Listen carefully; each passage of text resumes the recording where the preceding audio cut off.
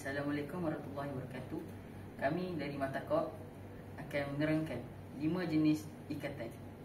Ikatan pertama ialah simpul manuk. Cara mengikat simpul manuk seperti ini. Kanan atas kiri. Seperti ini.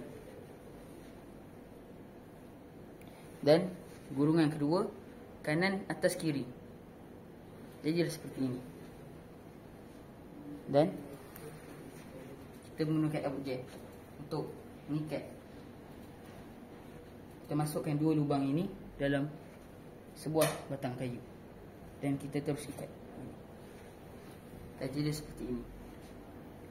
Dan sepulang manuk ini berfungsi untuk menggunakan untuk ikat batang kayu, ujung pancang, kemah dan botol. Sekian dari saya. Yang kedua ialah ikatan tindih kasih. Macam ni buat dia. Kanan atas kiri.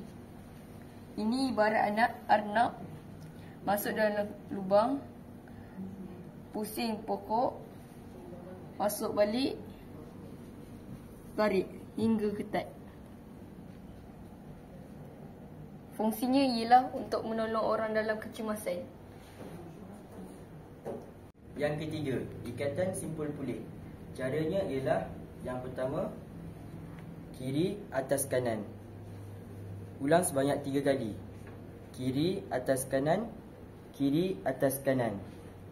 Lepas tu, ambil gulungan yang kedua ni, masukkan dalam gulungan yang ketiga.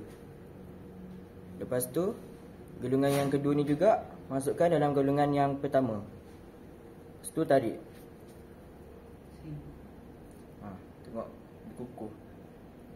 Fungsi ikatan simpul pulih ni ialah untuk memendekkan tali tanpa memotongnya. Seterusnya yang keempat ialah ikatan belit lucut.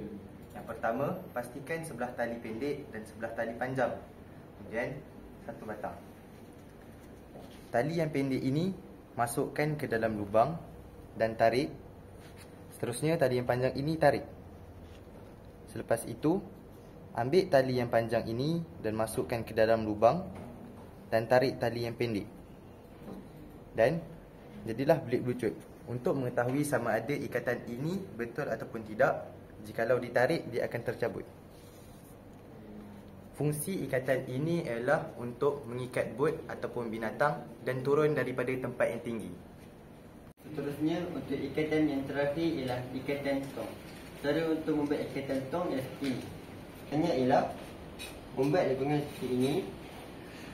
Masukkan ujung tali kanan, letak di atas tali kiri dan letak di bawah tali kiri dan masukkan ke dalam bulatan.